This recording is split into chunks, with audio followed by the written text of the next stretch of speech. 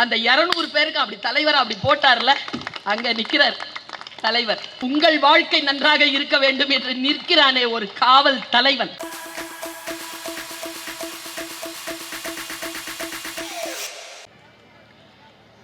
விசை உறும் பந்தினை போல், விசை உறும் பந்தினை போல் உள்ளம் வேண்டியபடி செல்லும் உடல் கேட்டேன். நசையரு மனம் கேட்டேன், நித்தம் நவம் என சுடர்தரும் உயிர் கேட்டேன். அசைவரு மதி கேட்டேன், இதை அருள்வதில் உனக்கெதும் தடையுள்ளதோ, வல்லமைத்தாராயோ இந்த மாநிலம் பயனுற வாழ்வதற்கே. பேரன்பிற்கும் பெருமதிப்பிற்கும் உரிய சென்னை கிழக்கு மாவட்டம் கொளத்தூர் மேற்கு பகுதி இளைஞர் அணி மிக கொண்டாட்டத்துடன் நிகழ்த்தி கொண்டிருக்கக்கூடிய மக்கள் முதல்வரின் மனித நேய திருவிழா. நெஞ்சுரம் கொண்ட நம் முதல்வரை, நிகரற்ற தமிழ்நாட்டின் கொள்கை தலைவரை வாழ்த்துரைக்கக்கூடிய வாய்ப்பு எங்கள் அத்துணை பேருக்கும். இந்த நிகழ்ச்சிக்கு ஏற்பாடு செய்து உண்ணும் உணவும் பருகும் நீரும் தின்னும் வெற்றிலையும் தங்கத் தலைவர் தளபதிக்காகவே வாழ்ந்து வரும் பெருந்தகை என் அண்ணன் செயல் வீரன் சேகர்பாபு அவர்களே,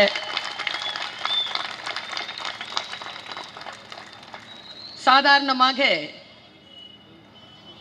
திரை காவியங்களை பார்க்கின்ற பொழுதெல்லாம் வரலாற்று சிறப்பு மிக்க சில பாத்திரங்களில் சில பேருக்கு மட்டும் நடிப்பதற்கு இந்த பிரபஞ்சம் வாய்ப்பு தந்து விடுகிறது. சில பேர் தனக்கு அளிக்கப்பட்ட எல்லா வாய்ப்பையும் பிரபஞ்சத்திடம் குறிக்கும்படியாக நிகழ்த்தி விடுகிறார்கள். அவ்வாறு எங்கள் மனங்களில் நின்று நிலைத்திருக்கக்கூடிய திரைக்கலைஞர், ஆற்றலாளர் அண்ணன் நாசர் அவர்களே, நான் மொழியாசிரியை, எல்லா சொற்களுக்கும் பொருள் உண்டு என்கின்ற தொல்காப்பியம் படித்து வாழ்கின்றவள், வளர்கின்றவள். மொழி என்பது சொல்லால் ஆனது மட்டுமல்ல, சிறு ஒலி குறிப்பை கூட மிகப்பெரிய மொழியாக இந்த நாட்டில் சொல்ல முடியும் என்பதனை தன்னுடைய நகைச்சுவை ஆற்றலால், அறிவின் மிகுதியால் வெளிப்படுத்தி நம் மனங்களையெல்லாம் கொள்ளை கொண்டு வரலாற்று படைத்திருக்கக்கூடிய நகைச்சுவை பேரரசர் வைகை புயல் அண்ணன் வடிவேலு அவர்களே, எங்கள் மாநகர அன்னை பிரியாராஜன் அவர்களே, அன்பு சகோதரி சரிதா அவர்களே, திலீபன் அவர்களே, விஜயராகவன் அவர்களே, முன்வரிசையில் வீற்றிருக்கக்கூடிய என் உயிரினும் மேலான உடன்பிறப்புகளே, திரளாக கூடியிருக்கக்கூடிய தமிழ் உறவுகளே, வணக்கம். இந்த திருவிழாவை எப்பொழுதும் நான் எதிர்பார்த்து கொண்டே இருப்பது வழக்கம். மார்ச் 1ஆம் தேதி எங்கள் தங்கத் தலைவருக்கு பிறந்த நாள். அந்த பிறந்த நாளை தமிழ்நாடே கொண்டாடி கொண்டிருக்கின்ற பொழுது, உலகத்தில் இருக்கக்கூடிய தமிழ்நாடு சார்ந்த மக்கள் கொண்டாடி கொண்டிருக்கின்ற பொழுது, எனக்கு அண்ணன் சேகர்பாபு அவர்களிடமிருந்து தொலைபேசி வரும். நிகழ்ச்சி இருக்கிறது, உனக்கு தேதி எப்படி என்று கேட்பார்கள். தேதி அல்ல அண்ணா, நீங்கள் சொல்லுங்கள், அந்த தேதியில் வந்து விடுகிறோம் என்று சொல்லக்கூடிய மக்களைத்தான் அண்ணன் சேகர்பாபு அவர்கள் பெற்றிருக்கிறார்கள். மார்ச் என்கின்ற ஆங்கில சொல்லுக்கு அணிவகுப்பு என்று பொருள். அணிவகுப்பு என்கின்ற அர்த்தத்துடன் இருக்கக்கூடிய அந்த மாதத்தின் முதல் நாளில் பிறந்தவர் எங்கள் தங்கத் தலைவர். அவருடைய கொள்கை பிரச்சாரத்தில் மிக முக்கியமான கொள்கை பிரச்சாரம் ஓர் அணியில் திரள்வோம் என்பதுதான். ஓர் அணியில் திரண்டு இருக்கக்கூடிய மக்களை முன்னின்று அந்த அணிவகுப்பை வழிநடத்தக்கூடிய பேராற்றல் பெற்ற ஒரு தானை தலைவனை, ஒரு தங்கத் தலைவனை பிரபஞ்சம், இயற்கை, இறைவன் தமிழ்நாட்டிற்கு கொடுத்திருக்கிறது. அதை பாதுகாப்பதும் அடுத்த கட்டத்தில் நம்முடைய தலைமுறைக்காக பாதுகாத்து கடத்துவதும் நம்முடைய பொறுப்பு என்று உணர்ந்த காரணத்தினால் நான் இங்கே வந்து அன்னாருக்கு வாழ்த்து சொல்லிக் கொண்டிருக்கிறேன். எனக்கு சமீப காலமாக அவருடைய ஒரு படம் மிகவும் மனதிற்கு நெருக்கமாக இருக்கிறது. ஏனென்றால் நாங்கள் எல்லோரும் பெண்கள். இதோ பெண்கள் தினம் கடந்து போயிருக்கிறது. நான் எப்பொழுதும் இந்த வார்த்தையை சொல்லுவேன். ஒரு ஆண் நாற்காலியில் உட்கார்வதற்கும் ஒரு பெண் நாற்காலியில் உட்கார்வதற்கும் இடையிலே இருக்கக்கூடிய அந்த இடைவெளி இருக்கு இல்லையா, அந்த கால எல்லை என்பது அற்புதமானது. ஒரு ஆண் ஒரு நாற்காலியில் உட்கார வேண்டும் என்றால் 30-40 ஆண்டுகள் உழைத்தால் அந்த நாற்காலி அவனுக்கு கிடைக்கும். ஆனால் பெண்கள் உட்கார வேண்டும் என்றால் 1000 ஆண்டுகள் போராட்டம் இருக்கிறது என்பதனை உணர்ந்த நிலையில் நான் இந்த தலைவரை பார்க்கிறேன். இந்த நமக்கு கிடைத்த இந்த தலைவர், ஒரு படம் இருக்கிறது, அந்த படம் கையை இப்படி உயர்த்தி இருக்கிறது, கீழே ஒரு வாசகம் போட்டிருக்கிறார்கள்.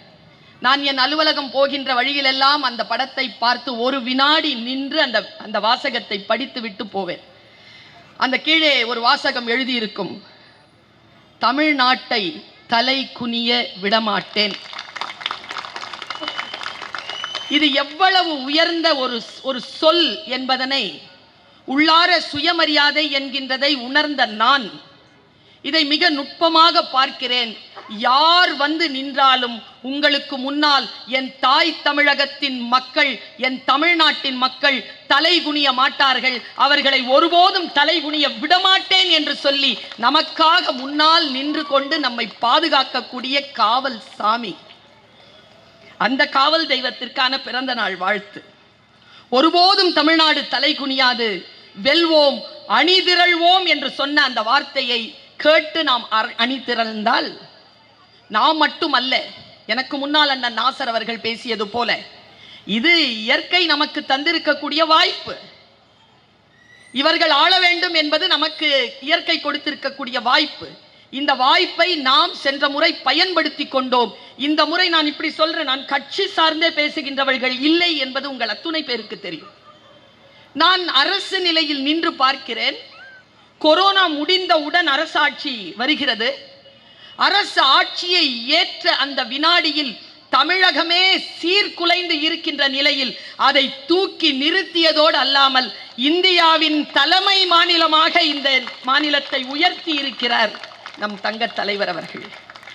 நான் இப்படி யோசிக்கிறேன், யார் யாருக்கெல்லாம் நன்மை நடந்திருக்கு. இது ஒரு நன்றி அறிவிப்பு நாள் தான்.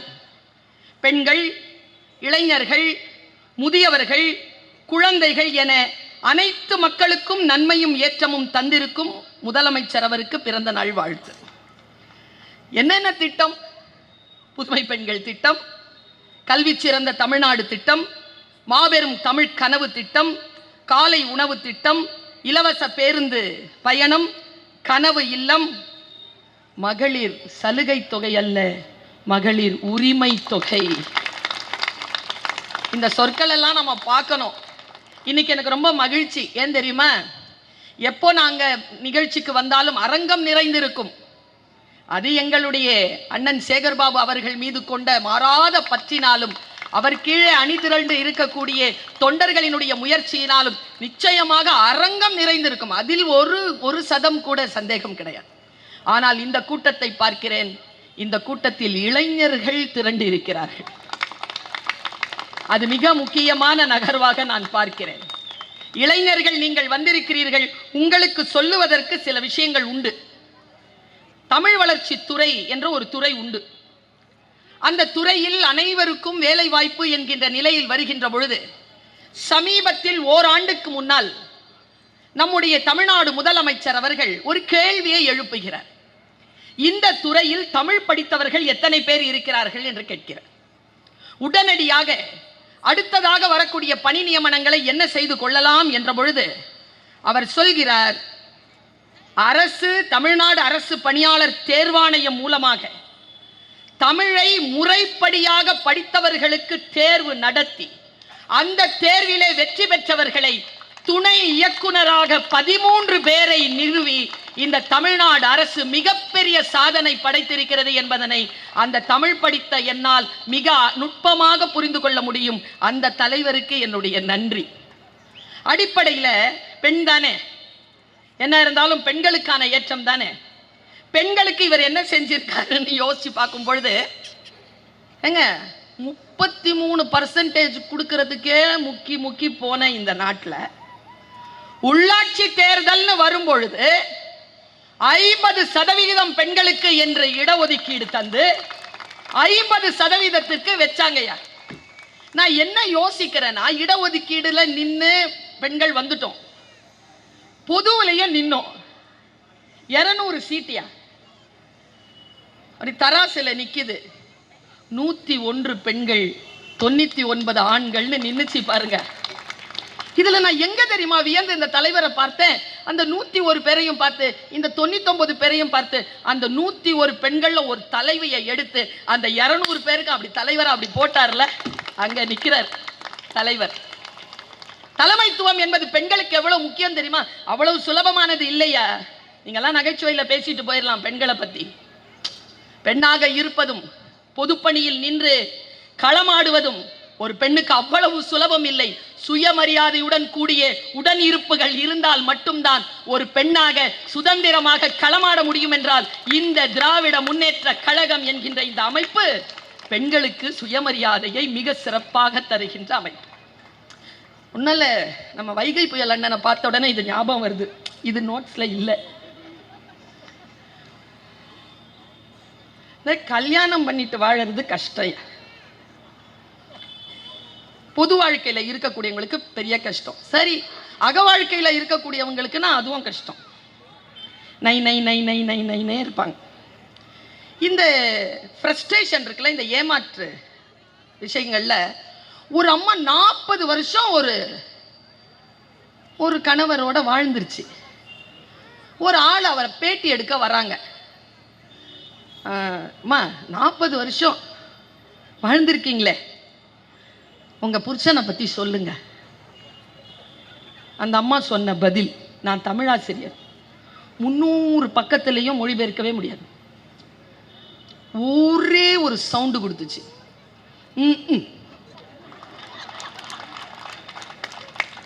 இவ்வளவுதாங்க. எவ்வளவு தொல்லை தெரியுமா அந்த சொல்லுக்கு பின்னால. இது இப்படி இருக்குதா? இப்போ ஐயாவுடைய ஆட்சிக்கு பிறகு இப்போ ஒரு அம்மா அவங்க கிட்ட கேட்குறாங்க, என்ன இவ்வளவு சந்தோஷமா இருக்கிறீங்க? சந்தோஷமா இருக்கிறேன். ஆமா சந்தோஷமா இருக்கிறேன். உங்களுக்கு கல்யாணம் ஆயிடுச்சா? ஆயிடுச்சு. கல்யாணம் ஆனதுக்கு அப்புறம் இவ்வளவு சந்தோஷமா இருக்கிறீங்க? ஆமா. அப்ப உங்க வீட்டுக்காருக்கு நன்றி சொல்லுங்க. அந்த அம்மா சொல்லிச்சு, சொல்ல மாட்டேன். ஏன்? நான் சந்தோஷமா இருக்கிறதுக்கும் அவருக்கும் தொடர்பு இல்லை. ஏன் அப்படி சொல்றீங்க? ஆமா, அவருக்கு முன்னாலேயே நான் சந்தோஷமா இருந்தேன், அவரை கட்டணும் போது சந்தோஷமா இருக்கிறேன், அதுக்கு அப்புறமாவும் நான் சந்தோஷமா இருப்பேன், எப்பவும் நான் சந்தோஷமாக இருப்பேன். என் சந்தோஷம் என்பது என் முடிவு. என் சந்தோஷத்தை வேறு யார் கையிலும் நான் கொடுப்பது இல்லை என்கின்ற சுயமரியாதையை பெண்களுக்கு கற்றுக் கொடுப்பது அவ்வளவு சுலபம் இல்லை. பெண்கள் மகிழ்ச்சியாக இருக்கணும்னு ஒண்ணுதான் ஐயா செஞ்சிருக்கக்கூடிய வேலை எவ்வளவு பெருசு தெரியுமா? எல்லாருக்கும் வீடு கொடுத்தாங்கல்ல, ஹவுசிங் போர்டு. ஐயா ஒரு வேலையை பண்ணார், கையெழுத்து போட்டார்.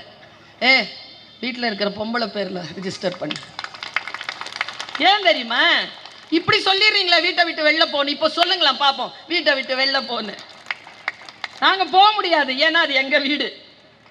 திருமணம் செய்து கொண்டு வந்தாலும் அது என் வீடு என்று சொல்லக்கூடிய சுயமரியாதையை பெண்களுக்கு தந்தார்கள் என்றால் காலம் காலமாக பெண்கள் அடிபட்டு கொண்டிருப்பதற்கான ஆறுதலாகவும் மருத்துவமாகவும் இந்த ஆட்சி விளங்குகிறது என்பதை தவிர வேறு என்ன சொல்லிவிட முடியும்?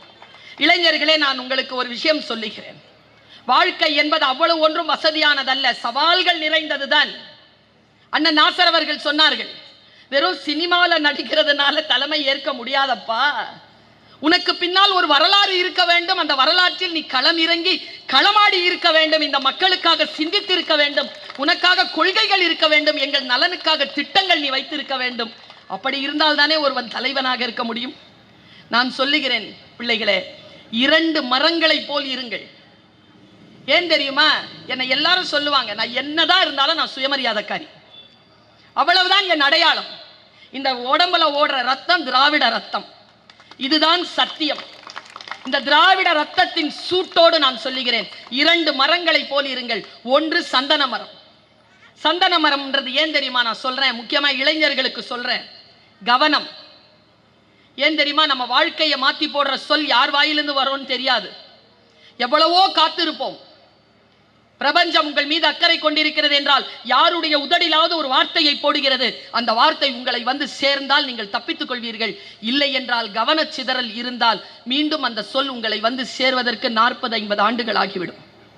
கவனத்தோடு இந்த வார்த்தையை கேட்டுக்கொள்ளுங்கள். சந்தன மரம் போல் இருங்கள். ஏன் சந்தன மரம் என்று சொல்லுகிறேன் என்றால், சந்தன மரம் என்றால் உயர்ந்தது, அது சாமிக்கு படைக்கப்படுவது அந்த சந்தனம், திருமண வைபவங்களில் பயன்படுத்தப்படுவது உயர்வானது. ஆனால் ஒரு உண்மை தெரியுமா? சந்தன மரம்னா பாம்பு சுத்தி இருக்கும், பாம்பு சுத்தும். இப்போ சொல்றேன், எங்கே நன்மை இருந்தாலும் அந்த நன்மையை நோக்கி தீமை வரும். இந்த ஆட்சியும் இந்த திராவிட மாடல் அரசும் இந்த திராவிட கொள்கையும் நமக்கு என்ன சொல்லி தருகிறது தெரியுமா? நீ சந்தன மரம் போல் இரு. ஏன் தெரியுமா? உன்னை நாடி விஷப்பாம்புகள் வரும், வந்தாலும் சந்தன மரம் போல் உயர்ந்து நில். ஏனென்றால் தன்னை நோக்கி வந்து தன்னை சுற்றி கொள்ளும் அந்த விஷப்பாம்புகளின் விஷத்தினால் சந்தன மரம் பாதிப்படைவதே இல்லை. சந்தன மரம் பாதிப்படையாது.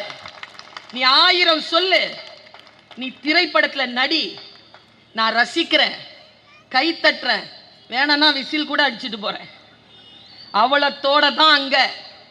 அதுக்கு அப்புறமா வந்து எங்களை ஆட்சி செய்யணும்னா எங்களுடைய குடும்ப தலைவனாக இருக்க வேண்டியதற்கான தகுதிப்பாடு என்பது என்ன என்பதனை தமிழக மக்கள் புரிந்து வைத்திருக்கிறார்கள் என்பதற்காக சொல்லுகிறேன்.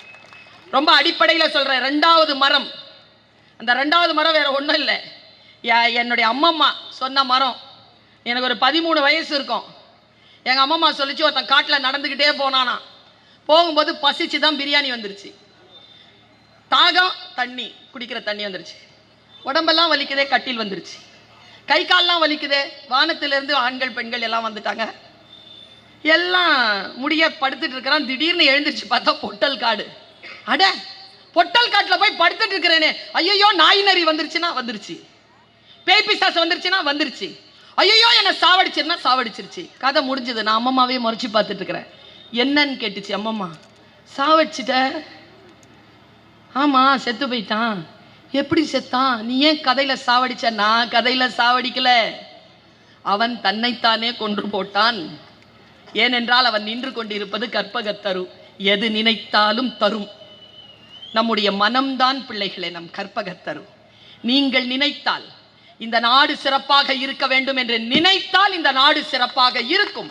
அப்படி சிறப்பாக இருக்க வேண்டும் என்றால் இதோ சில மாதங்களில், 1.5 மாதத்திலே வாய்ப்பு வரும். அந்த வாய்ப்பை நீங்கள் சரியாக புரிந்து கொள்ள வேண்டும் என்பதற்காக, பயன்படுத்திக் கொள்ள வேண்டும் என்பதற்காக நான் இதை சொல்லுகிறேன். இப்படி சொல்லி நான் நிறைவு செய்கிறேன். எங்க ஐயா ஒரு நாள் ஒரு நிகழ்ச்சியில் இருக்கும் பொழுது முதலமைச்சர் அவர்கள் பேசுறாங்க. அவர் பேசும்போதுங்க, அவர் கண்களை பார்க்குறேன், நான் ரொம்ப கிட்டக்க தான் உட்காந்துருக்கிறேன், இங்கே இப்படி பேசிட்டு இருக்கிறார், நாங்கள் முன்னால் உட்கார்றேன். அவர் கண்கள் பணித்து இருக்கு. நீங்கள் வேணும்னா யூடியூப்ல அந்த அந்த அந்த பேச்சு இருந்தால் அதை திரும்பி போட்டு பாருங்க. அவர் கண்கள் கலங்கி இருக்கு, கண்களில் நீரோடு தான் அவர் அதை சொல்லுகிறார். யாரிடம் தெரியுமா சொல்றார்? மாணவர்களிடத்தில் சொல்றார்.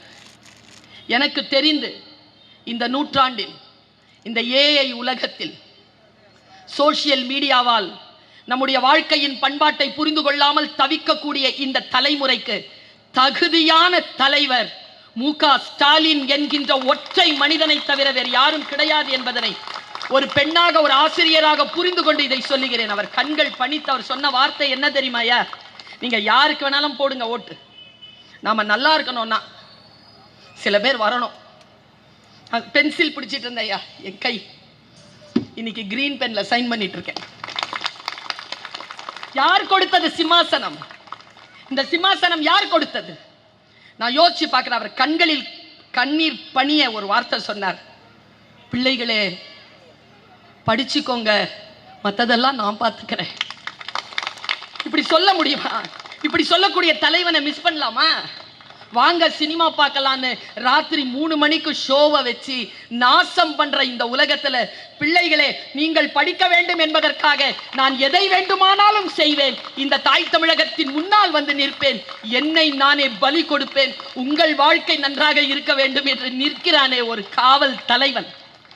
அந்த தலைவனுக்காக நன்றி சொல்வதற்காக நான் எப்பவுமே ஐயா கலைஞர் அவருக்கு சொன்ன அந்த உதாரணத்தை ஐயாவின் காலடிகளுக்கு தருகிறேன். ஏனென்றால் என் தாய் தந்தையரின் வாய்ப்பு கலைஞர், என் வாய்ப்பு தளபதி. குழந்தைகளாக இருக்கக்கூடிய உங்களுக்கு வாய்ப்பு இதோ இளைய தலைவர் வந்து நிற்கிறார். இப்படிப்பட்ட ஒரு வரலாறு இந்த தமிழ்நாட்டில் வேறு எந்த மாநிலத்திற்கும் கிடைத்ததில்லை, தமிழ்நாட்டிற்கு கிடைத்திருக்கிறது. வரலாறு பெற்றவர்கள் நாம், பாரம்பரியம் கொண்டவர்கள் நாம். 75 ஆண்டுகளுக்கும் மேலாக இந்த தாய் தமிழகத்தில் வேறு எந்த சிந்தனையும் ஊடாடிவிட முடியாதபடிக்கு இந்த மண்ணை காக்கக்கூடிய அந்த திராவிட சிந்தனையோடு நாம் நிற்க வேண்டும் என்பதற்காக சொல்லுகிறேன். எழுத்தாளர் ஒருவர் ஒரு நிகழ்ச்சியில் பேசிக் கொண்டிருந்த பொழுது சொன்னதைத்தான் நான் முத்தமிழறிஞர் கலைஞருக்கு சொல்லுவேன். முத்தமிழறிஞர் கலைஞர் அவர்களுடைய வாரிசு இது வெறும் உயிரியல் வாரிசு அல்ல, கொள்கை வாரிசு. இது கொள்கை வாரிசு. இவரை போல் இன்றைக்கு இந்த 8 கோடி மக்கள் கிட்ட ஒரு தலைவனை காட்டியிருங்க பாப்போம், ஒரு தலைவனை காட்டியிருங்க பாப்போம். ஒன்றும் இல்லை, நான் எனக்கு எப்பவுமே இந்த தலைவரை பார்த்தாலும் ஒரு மனசுல ஒரு வார்த்தை, யார் தலைவன்? யார் தலைவன்? தேடும் நேயர் நெஞ்சங்களில் குடியிருப்பவன், தேடாத மனிதருக்கும் உணவளிப்பவன். 200க்கு 200 ஜெயிப்போம்னார்ல, மீதி 34க்கும் நீங்க தான் முதலமைச்சர். தேடும் நேயர் நெஞ்சங்களில் மட்டுமல்ல. நான் இப்படி சொல்றேன், அண்ணனுடைய அனுமதி வேண்டும். அண்ணன் அப்பொழுதுதான் பொறுப்பெடுத்திருக்கிறார். ஏதோ ஒரு நிகழ்ச்சி போய்கொண்டிருக்கிறோம். அண்ணன் உங்க அனுமதியோடு சொல்ற, மன்னிக்கணும், எனக்கு பின்னால் உட்கார்ந்துட்டு இருக்கிறேன். ஏதோ ஃபோன் வருது, ஒரு கட்சி ஆள் கிட்ட ஃபோன் வருது. அண்ணன் என்ன தெரியுமா சொன்னார்? கட்சிக்காக உழைத்தவர்கள், உங்களிடம் எந்த எதிர்பார்ப்பும் இல்லை, இருந்தாலும் உங்களுக்கு நல்லது நடக்கும். ஆனால் இன்றைக்கு ஆட்சி பொறுப்பில் ஏற்றிருக்கிறோம் என்றால் அது வெறும் கட்சி தொண்டர்களுக்காக மட்டுமல்ல, இந்த முழு தமிழகத்திற்கும் நாங்கள் பொறுப்பெடுத்திருக்கிறோம். அதனால் அந்த நியாயத்தை நாங்கள் செய்தாக வேண்டும் என்று அண்ணன் சொன்னதை இந்த காதுகளில் கேட்டவள் நான். வெறும் நமக்காக என்று இல்லாமல் தான் சார்ந்திருக்கக்கூடிய அத்தனை துறைகளுக்கும் நான் இவரை பாராட்ட வேண்டும் என்றே சொல்லவில்லை. அவருக்கு முன்னும் சரி, அவருக்கு பின்னும் சரி, இந்து அறநிலைய துறைக்கு இப்படியான ஒரு அமைச்சர் கிடைக்க வாய்ப்பே கிடையாது என்கின்ற நிலையில் கல்வி நிலையங்களை வைத்து அதன் பொருளாதாரத்தை உயர்த்தி கும்பாபிஷேகங்களை நடத்தி இந்த தமிழ்நாடு என்பது திராவிட மண், அதே நேரத்தில் ஆன்மீகம் சார்ந்த மண். இந்த ஆன்மீகத்திற்கு என்று எங்கள் திராவிட சிந்தனை துணை நிற்கும் என்று சொல்லி தூக்கி நிறுத்தி பணி செய்யக்கூடிய அமைச்சர் கொண்ட ஒரு அரசு திராவிட முன்னேற்ற கழகத்தின் அரசு. இவர்கள் எல்லாம் இருக்கிறார்கள் என்பதற்காக ஐயாவுக்கு சொன்ன அந்த வார்த்தையை அண்ணனுக்கு சொல்கிறேன் நான். பெரிய கடல், பெரிய மீன் ஒன்று வந்துகிட்டு இருக்கு, சிறிய மீன் ஒன்று அது முன்னால வந்துருச்சு. பெரிய மீன் வாய் திறக்குது, பசியோடு வேட்டை கலைந்து கொண்டு இருக்கக்கூடிய அந்த பெரிய மீன்,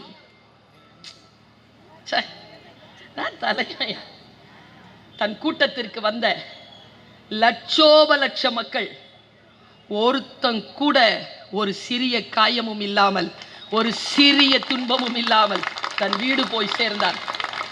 கோடிக்கணக்கான மக்களை, லட்சக்கணக்கான மக்களை தொடர்ந்து கூட்டம் நடத்துகிறோம். நான் ஒரு விபத்து கிடையாது. ஏன் தெரியுமா? நாங்கள் அப்படிப்பட்ட தலைவர்களிடம் பயிற்சி பெற்றோம். பாருங்க, சினிமாவை இப்படி பார்த்து தான் எடுக்கணும், இப்படி பார்த்து எடுக்கக்கூடாது. சரியா? மக்களுக்காக எங்க விசில் அடிக்கிறான் அந்த பாயிண்ட் போடு, அது இல்லை ஆட்சி. மக்களுக்காக, மக்களுடைய நன்மைக்காக. இந்த பெரிய மீன் ஒன்று வேட்டைக்கு கிளம்புச்சான், அலைஞ்சுக்கிட்டே இருக்கு அந்த மீன். ஒரு குட்டி மீன் முன்னால வந்துருச்சு. அந்த குட்டி மீன் துடிக்குது, இது வாயில போகக்கூடாதுன்னு. அது துரத்துது. சின்ன மீன் போய் ஒரு பாறையில மோதி அப்படி நிக்குது. பெரிய மீன் வாய் திறந்து முன்னால போய் இப்படி நின்ன உடனே குட்டி மீன் சொல்லிச்சான், கொஞ்சம் ஒரு நிமிஷம் இரு, பேசிக்கலாம், 1 minute ப்ளீஸ். இப்போ அப்பா அடிச்சாருன்னா பையன் கேட்பான் தெரியுமா? அப்பா அடிச்சா பையன் அப்பா ஒரு நிமிஷம் இருப்பா, ஒரு நிமிஷம் நான் சொல்றேன் கேட்டுக்கேன், ஒரு அடிக்கல் அப்படி சொல்லல. யார் சமாதான கொடி உயர்த்துகிறார்கள்? அடி வாங்குகின்றவர்கள் தானே. அடிக்கின்றவர்கள் என்றைக்கு சமாதான கொடி உயர்த்துகிறார்? வாய் திறந்து வந்து ஒரு நிமிஷம் பேசிக்கலாமா? நான் பெரிய மீன் சொல்லிச்சான், சரி பேசு, நம்ம பேசணும்னு சொன்னியே பேசு. சின்ன மீன் சொல்லிச்சா, நான் குட்டி மீன், நீ பெரிய மீன், என்னை விட்டுட. ஏன் உன்னை விடணும்? இல்லை, உன் வயிறு இவ்வளோ பெருசு, நான் இத்துணுண்டு இருக்கிறேன், உன் பசி அடங்காது, உன் வாய்க்குள்ளே போச்சுன்னா என் உயிர் தானே போவோம், நீ என்னை விட்டுட்டு போகலாம்ல. குட்டி மீன் சொல்லிச்சு. பெரிய மீன் சிரிச்சிட்டே சொல்லிச்சான், சூப்பராக சொன்னிய, உண்மைதான், நீ சின்ன மீன், நான் பெரிய மீன், உன்னை சாப்பிட்டா என் பசி போவாதான். ஆனால் நான் உன்னை சாப்பிடணும், நான் சாப்பிடக்கூடாதுன்னா ஒரு டீல் பண்ணிக்கலாமா? என்ன டீல்? இந்தா என்ன சாப்பிடு, என்ன கொன்னுடு, என்ன சாப்பிடலன்னு வச்சுக்க உன்னை சாவடிச்சிருவேன்னு சொல்லிட்டு மிரட்டுற அந்த பெரிய மீனை பார்த்து தன் உயிரையும் கொடுக்க முடியாமல், அந்த பெரிய மீனை சாப்பிடவும் முடியாமல் கையறு நிலையில் தவித்து கொண்டிருக்கக்கூடிய அந்த சின்ன மீனுக்காக எவன் ஒருவன் குரல் கொடுக்கிறானோ அவன் தான் தலைவன். பெரிய மீனுக்காக பேசுறவன் இல்ல. சாலமோன் என்ற ஒரு மன்னன் இருந்தான், பைபிளில் சொல்லப்படுகிறது. அந்த மன்னன் தன்னுடைய குதிரையை ஓட்டிக்கொண்டு வருகின்ற பொழுது சின்ன எறும்புகள் சொன்னதாம், ஐயோ குதிரைப்படை வருகிறது, நகர்ந்து கொள்வோம்னு. அவன் அதுல ஒரு எறும்பு சொல்லிச்சான், கவலைப்படாதே, வருகின்றவன் சாலமோன், அவனுக்கு குதிரை ஓட்டவும் தெரியும், யானைப்படைகளை நடத்தவும் தெரியும், எறும்புகளின் மொழியும் தெரியும். எவன் ஒருவன் உயர்ந்த நிலையில் இருந்து கொண்டு சாதாரண நிலையில் இருக்கக்கூடிய மக்களுக்காக சிந்திக்கிறானோ அவர் தலைவர். அன்னவர்க்கே சரண் நாங்களே. அந்த தலைவரை வாழ்த்துவோம், அடுத்த தலைமுறைக்கு அவரை கடத்துவோம், அதற்காக மீண்டும் மீண்டுமாய் அவரை முதலமைச்சராக நிறுத்துவோம்.